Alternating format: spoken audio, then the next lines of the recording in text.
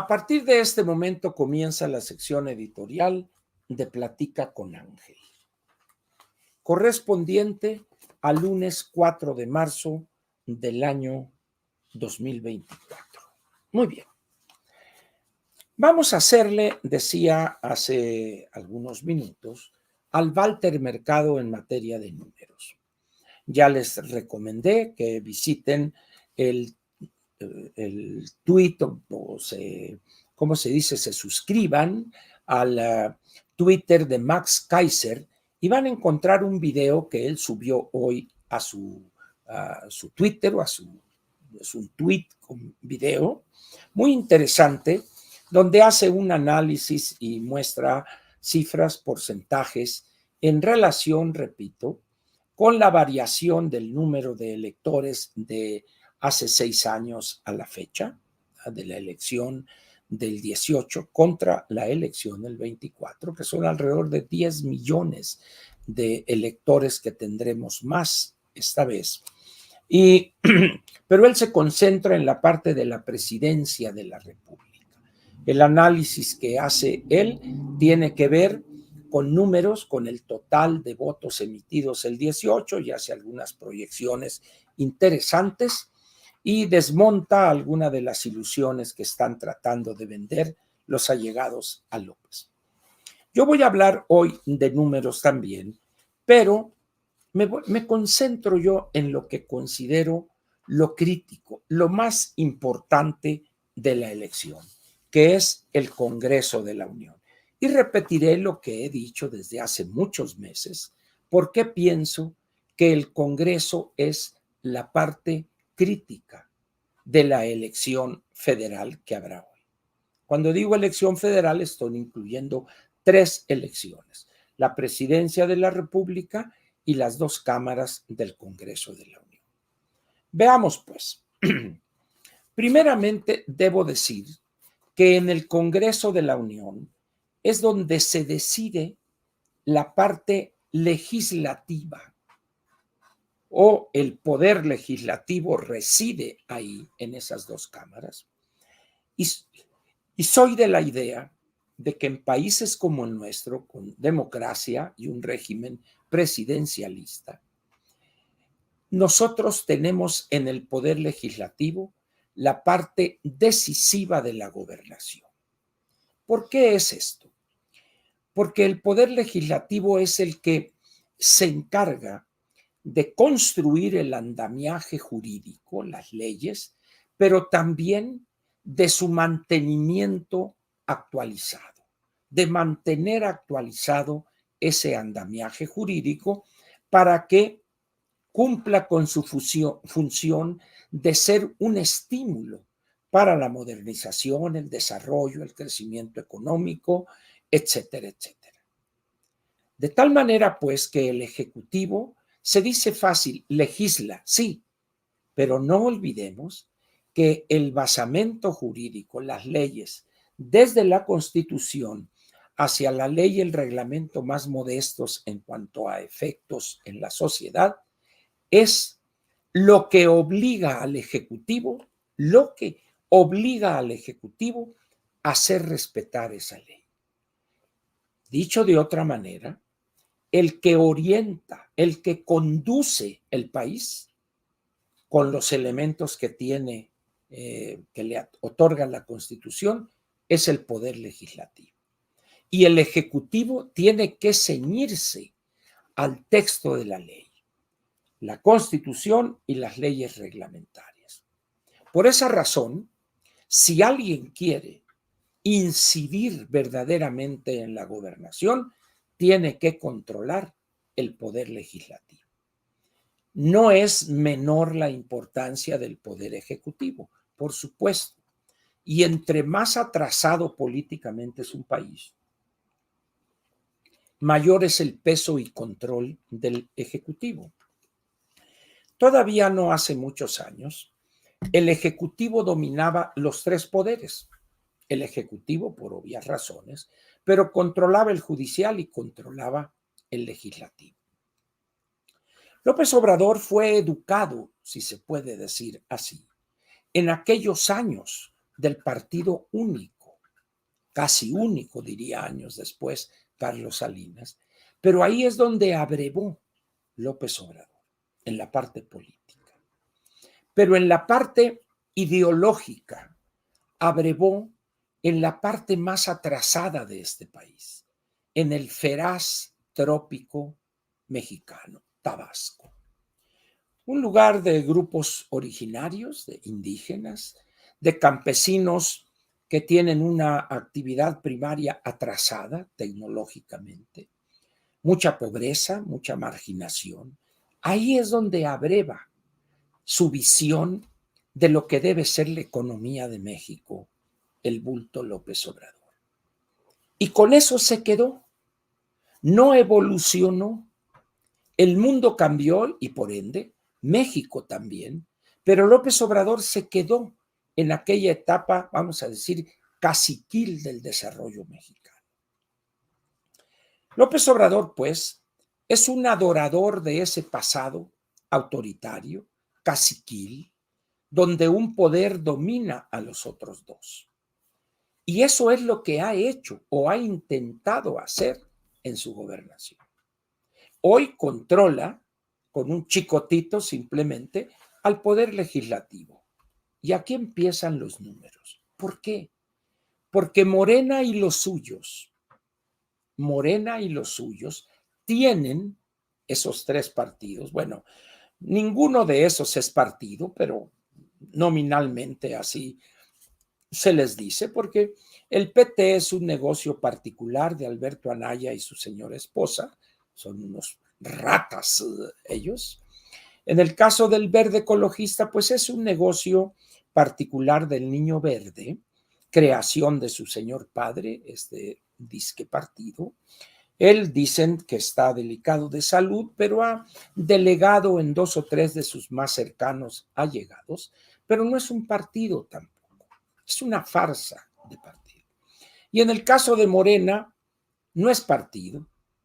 Y eso de que es un movimiento político-social, más bien parece ser un grupo de fanáticos en el sentido religioso, siguiendo a un caudillo con ideas acedas y caducas.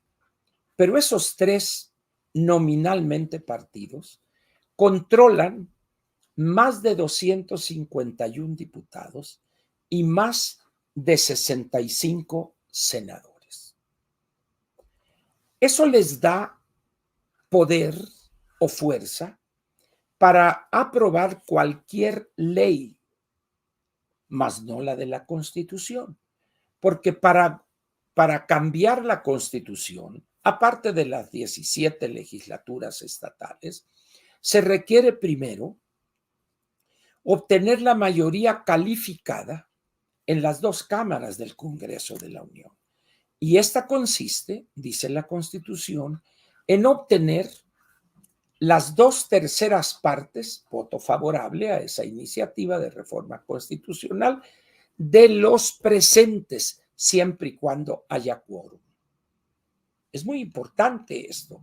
No es del total de las cámaras o de cada cámara, sino las 2/3 partes de los asistentes. Muy bien.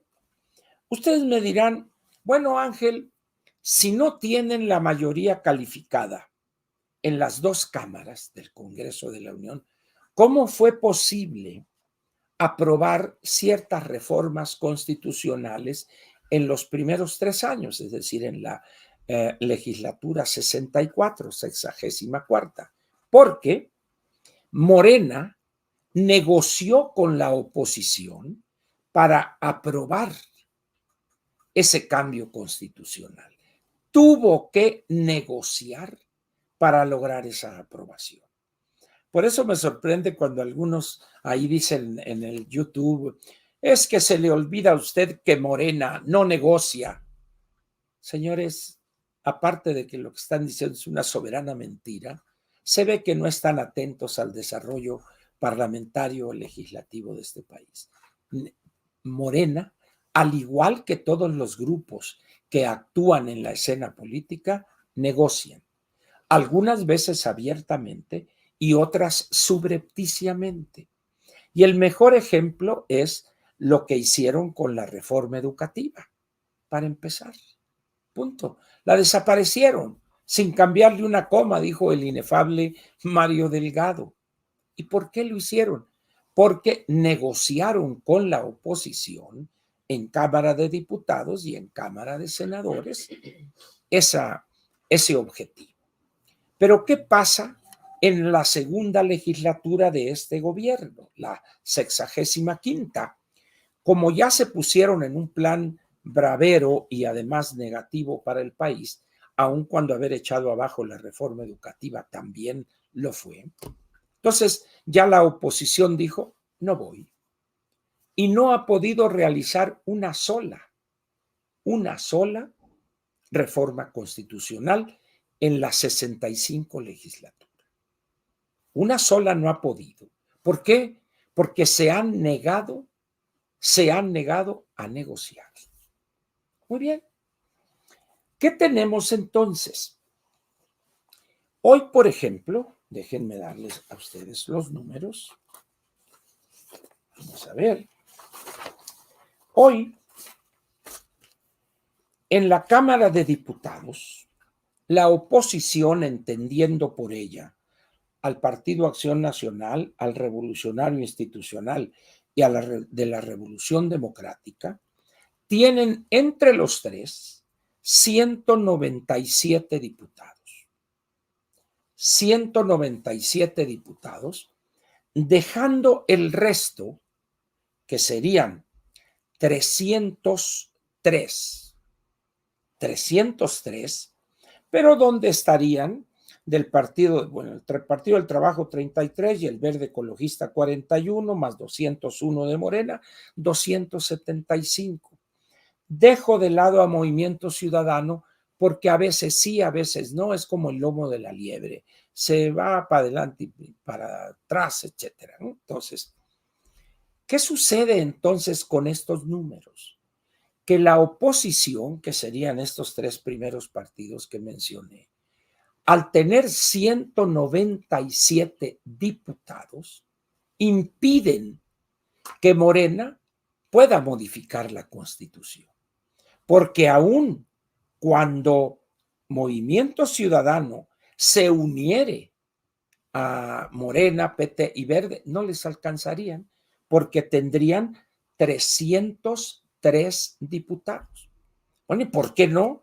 Pues porque el número mágico, y ahora vamos a recordar a ese gran vidente que fue Walter Mercado, requerirían para esa mayoría calificada 334 diputados. Pero repito, nomás lograrían juntar ahorita les digo, si los 28 de Movimiento Ciudadano se unieren al oficialismo, apenas tendrían 303 votos. ¿Empiezan a ver ustedes la magia de los números? Pero vamos a suponer que en Cámara de Diputados sí tuvieran esos números 334 para aprobar una modificación constitucional.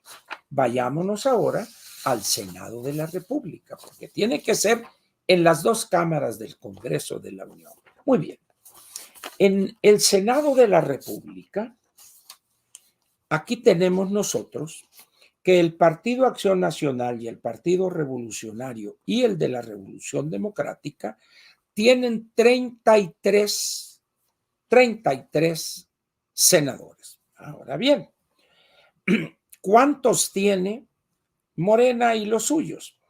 Con el Partido del Trabajo, el Verde Ecologista y Movimiento de Regeneración Nacional. Tienen 75. No pueden tampoco reformar la Constitución. Pero alguien dirá, Ángel, pero los de Movimiento Ciudadano les pueden dar esa mayoría. Es cierto.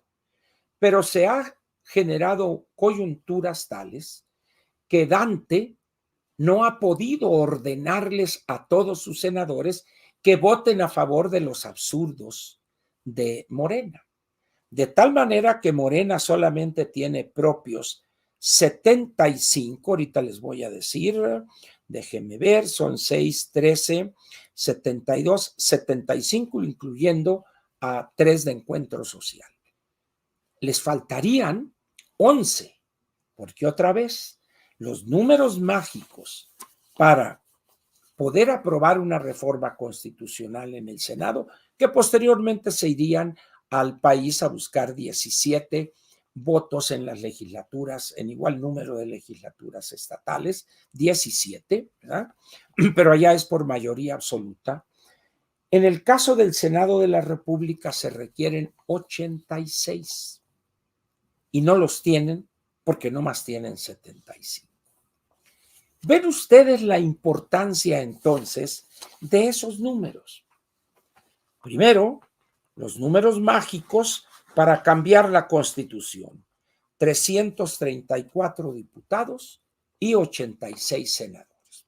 Ahora bien, en esta elección que se efectuará el 2 de junio, todo parece indicar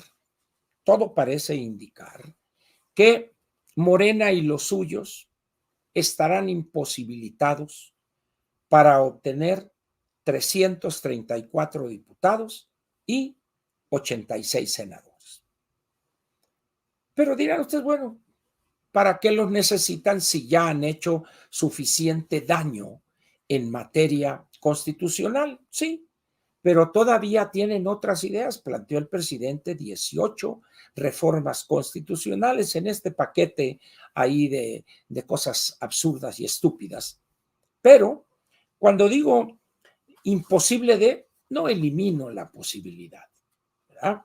Pero se ve muy difícil en el horizonte que pudieran salirse con la suya. Ya empezaron con ciertas maniobras y trucos que ya se los descubrieron y ya en el Consejo General del INE ya están tomando medidas para impedirle a Morena esas sinvergüenzadas para acrecentar el número de senadores y diputados y luego hacer la trampa que hicieron hace 6 años. En esas condiciones, vamos a concentrarnos entonces, todo así lo indica, la imposibilidad de obtener 86 senadores, vamos a concentrarnos entonces en esos dos números mágicos que aquí están. 251 diputados y 65 senadores. Perdón, y 86 senadores. Olvidémonos de esos números y vayámonos a los números para tener la mayoría absoluta en ambas cámaras. 251 en diputados y 65 en el Senado de la República. Muy bien. Voy a concentrarme, a diferencia de lo que hizo y explicó claramente Max en su video, que les pedí que lo buscaran ahí en su página en Twitter, ahí, es lo siguiente. Voy a dibujarles a ustedes 4 escenarios, 4 posibilidades en materia del resultado electoral. Sé que a muchos les interesa el triunfo de la ingeniera Xóchitl Gálvez Ruiz. Y piensan equivocadamente que si logran la victoria en la presidencia, todos los problemas se van a poder enfrentar y resolver. Siento decirles desde ahorita que están completamente equivocados. Por eso lo primero que afirmé al empezar el editorial es la importancia de controlar el legislativo, porque ahí es donde están una serie de decisiones fundamentales como las que más adelante voy a explicar. Hay 4 escenarios, pues. Primer escenario. Gana la ingeniera Xóchitl Gálvez la presidencia de la República. Perfecto, muy bien. Todos contentos. Pero ojo, ¿qué pasa con el Congreso de la Unión? Pierde el Congreso. Es decir, el oficialismo, Morena y los suyos, ganan el Congreso con, ojo, la mayoría absoluta. Es decir, logran obtener 251 diputados y 65 senadores. Aquí está, 251 y 65. ¿Para qué les serviría eso? Para aprobar cualquier reforma legal. Ojo, para aprobar o modificar cualquier reforma legal de cualquier ley, porque esas leyes nomás requieren la mayoría absoluta. Pero ojo, no podrían reformar la Constitución. Y les digo algo más, es la situación que tenemos ahorita. Hoy, en estas dos legislaturas, la 6-4 y la 6-5, Morena no ha tenido la mayoría calificada. Pero en el primer trienio, como ya expliqué, negoció con la oposición y por eso pudo hacer algunas reformas constitucionales.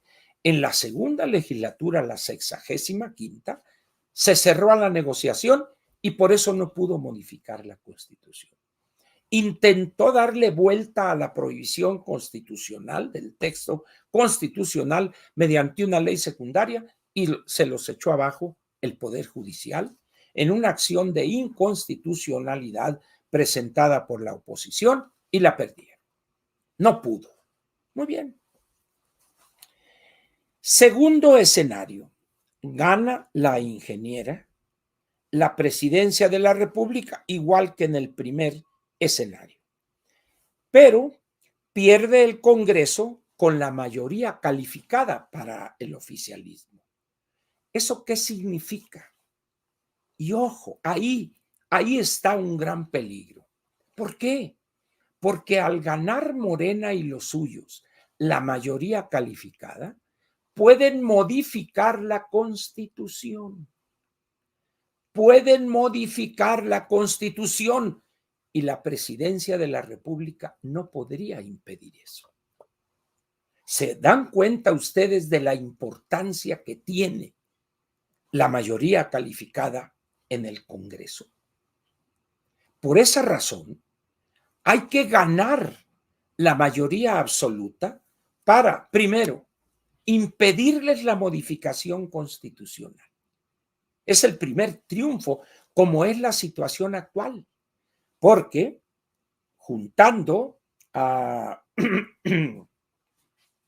ahorita a Morena no tienen la calificada, tienen, perdón, la mayoría absoluta. Apretadona, pero la tienen. Muy bien. Eso les permite a ellos, ojo, controlar dos cosas: la ley de ingresos y el decreto de presupuesto de egresos de la Federación. Es decir, al tener Morena y los suyos la mayoría absoluta, los señores no tienen problema porque dicen cuánto dinero le va a entrar al erario.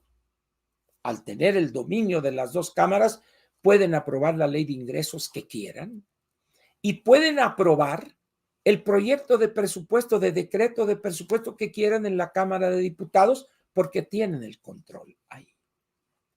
¿Ven ustedes entonces la fuerza de esos números mágicos de 251 y 65?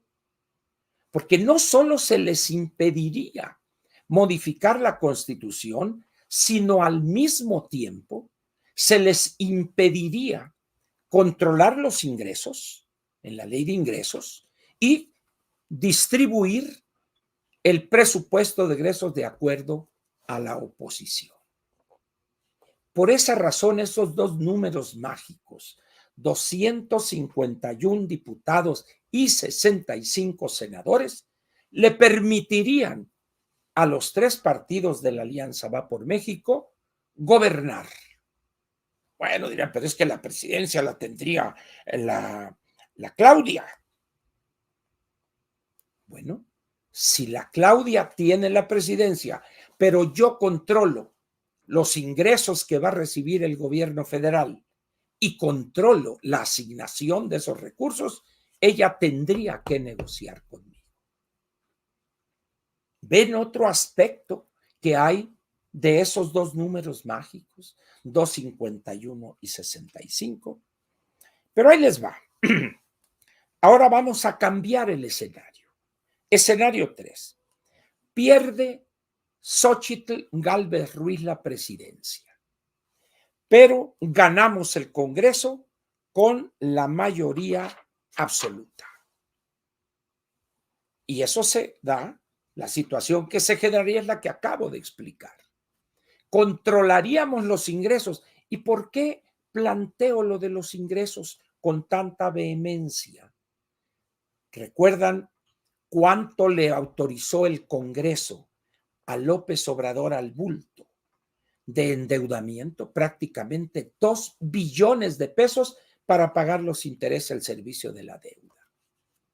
Eso es un golpe mortal a la salud de las finanzas públicas. Si nosotros tuviéramos el control del Congreso con la mayoría absoluta, eso no lo podrían hacer. Y tendría Morena que negociar con nosotros. ¿Y por qué no negoció? No le cambian ni una coma, dijo, ni a la ley de ingresos ni al presupuesto de egresos. ¿Por qué? Porque tienen los números mágicos. 251 y más, y 65 senadores y más. Por eso el tercer escenario es, perdemos la presidencia, pero ganamos el Congreso. Ahí es donde entra lo bueno para nosotros. La prioridad debe ser ganar el Congreso, porque eso nos llevaría a cogobernar, a establecerle condiciones a Morena y los suyos. Pero, ¿qué es lo que sucede hoy con nuestros ciudadanos? No le dan importancia a eso. ¿Por qué? Porque su mentalidad se encuentra todavía en los años de Ruiz Cortines o López Mateos, donde el que ganaba la presidencia ganaba absolutamente todo. Eso ya no existe.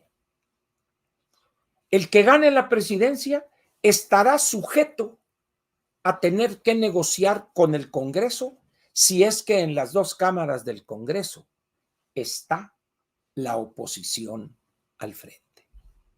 Nada más con la mayoría absoluta, que tiene dos ventajas.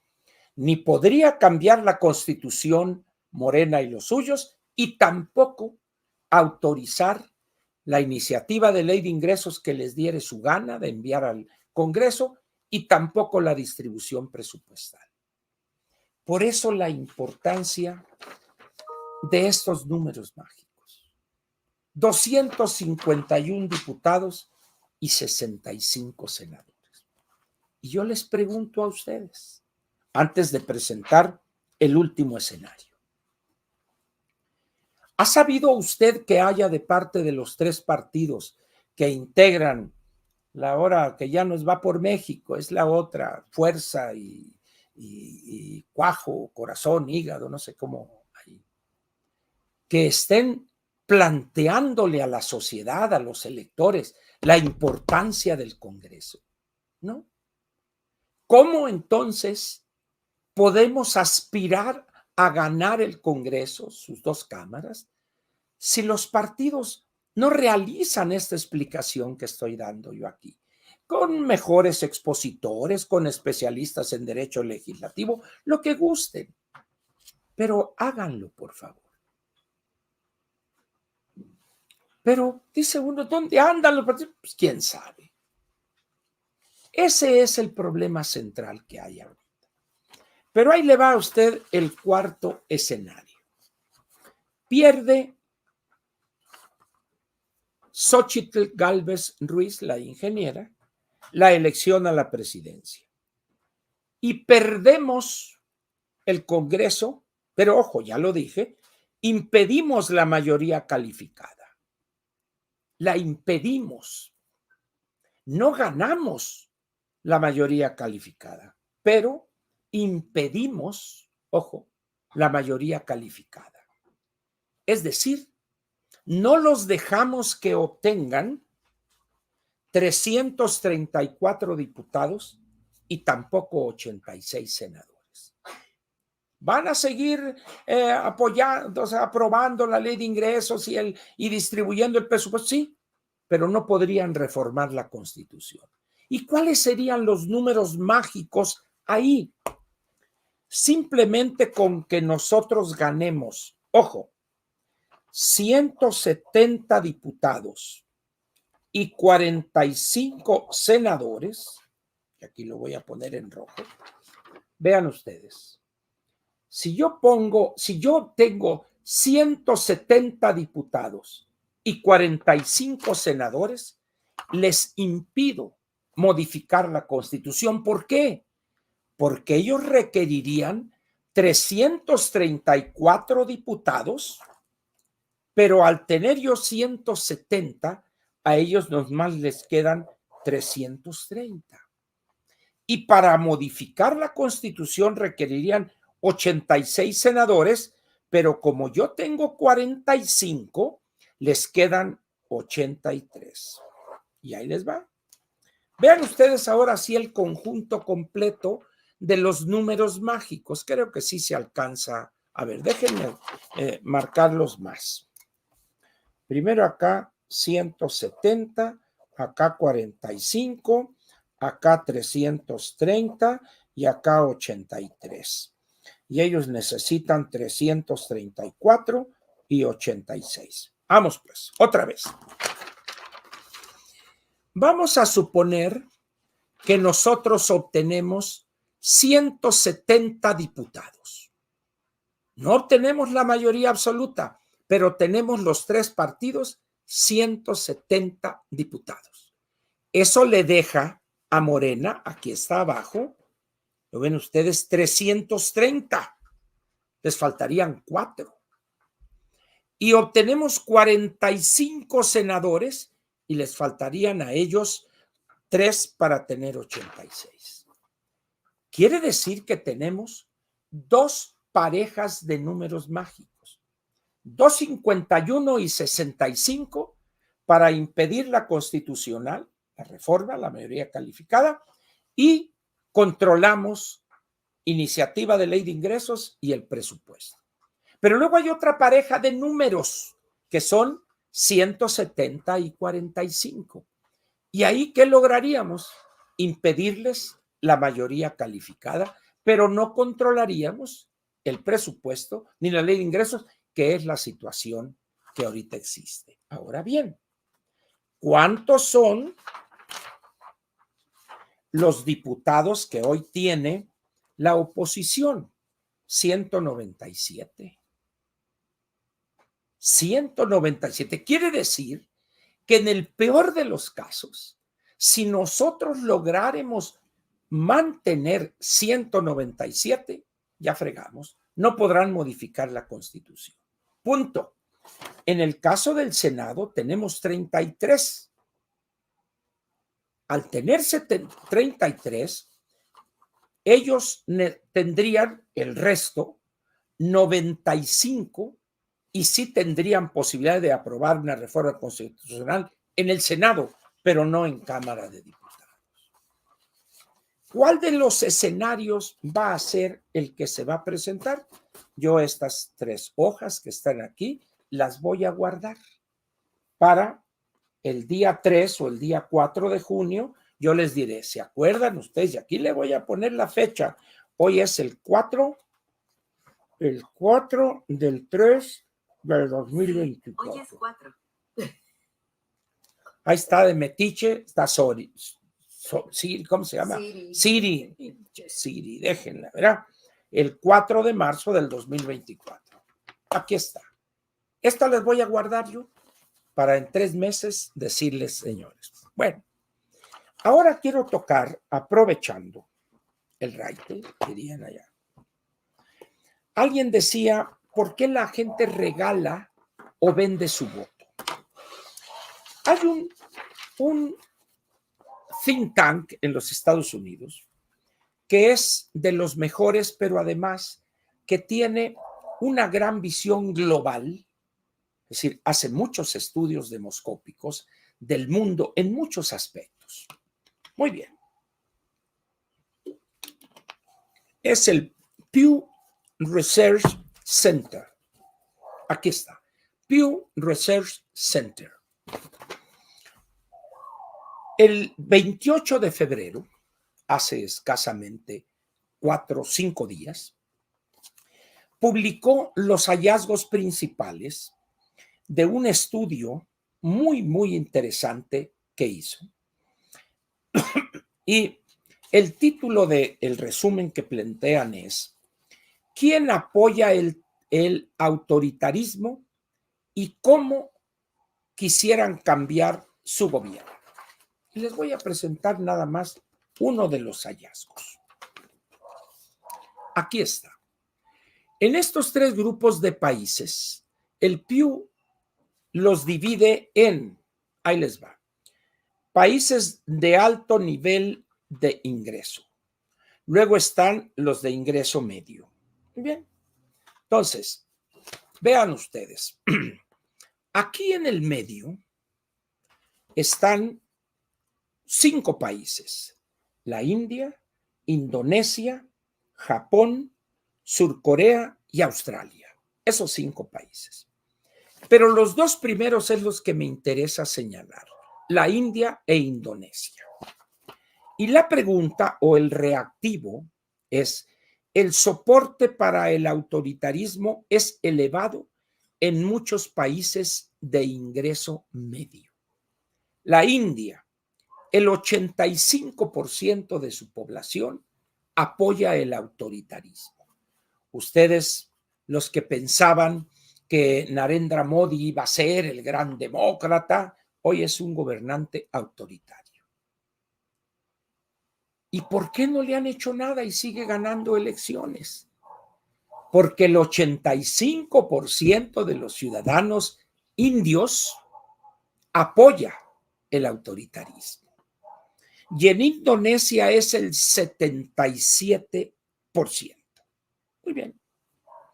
Ahora vámonos a la parte de abajo. Aquí está. Estamos hablando ahí de 6 países: Kenia, Sudáfrica, Nigeria, México, Brasil y Argentina. ¿Saben ustedes, de acuerdo a este estudio reciente, qué porcentaje de los mexicanos apoyan el autoritarismo en México? El 71%. El 71%. Ahora se explican ustedes por qué López Obrador obtuvo tantos votos y hoy corremos el peligro de que ganen la presidencia y el Congreso. ¿Por qué? Porque los mexicanos hemos sido educados para apoyar el autoritarismo. Desde la época de Cárdenas, allá en el 34-40 del siglo pasado, empezamos a ser adoctrinados para apoyar gobiernos autoritarios. Es sorprendente que un país con el tamaño de la población que tiene, somos el país número 10 en materia de población, somos el país 15 en materia de tamaño de su economía, pero el 71% de sus ciudadanos apoyan el autoritarismo como forma de gobierno. De tal manera que, ¿qué podríamos esperar para estas elecciones el 2 de junio? Si seguimos jugando con los memes y que acá con los videos y esto y el chistorete, ténguele que vamos a ganar. Los memes no son votos. Tenemos que trabajar seriamente con los ciudadanos y hacerles ver el peligro que representa una continuación de este gobierno de Pedorrillo. Tenemos que hacerlo. Si no lo hacemos y seguimos como hasta ahora, acá en el círculo hiperrojo y ahora, y que fulano fue exhibido, señores, hay, como lo dijo Max Kaiser, hay 98 millones de ciudadanos. Y aquí tengo los números también.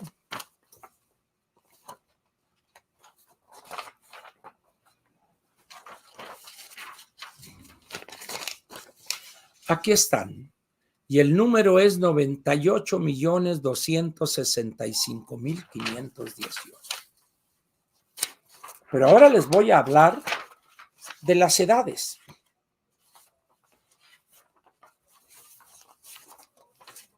Ahí les va. En estos rectángulos horizontales está, en la parte más clara es el padrón electoral y en el rectángulo más oscuro es la lista nominal. Muy bien. Y voy a darles otra vez los datos de los menores de 40 años, que serían los ciudadanos más ilustrados, con más años de educación, etc. Y voy a hacer una suma ranchera muy rápidamente de cuál es el número de esos ciudadanos en la lista nominal. Ahí va. Son 9,719, 20,400, 31,800, 30, a ver, otra vez, ya me equivoqué aquí. 9, 19 y 30, 41, 43, 45. 46 millones y un poquito más porque no sumé las sobrantes de millón. Casi 48 millones menos de 40 años. ¿Y saben ustedes cuál es el grupo etario que menos vota en los procesos electorales? Ese, los menores de 40 años. De tal manera, pues, que los más educados no votan. ¿Y quiénes son los que más votan? ¿Los viejos? ¿Los de 50 para arriba o los de 45 para arriba? ¿Por qué? Porque ellos ya sienten el miedo, ya se les va a acabar, son los que tienen en promedio menos años de educación. Por eso el gobierno les da más cosas a esos grupos.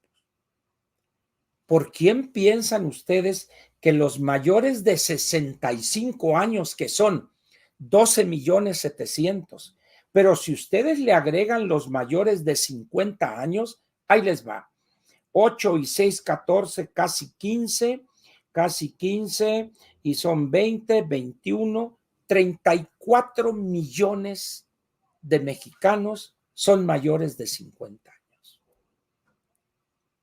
El 30%, un poquito más, de la lista nominal. Pero ¿qué tal si esos votan el 70-75%?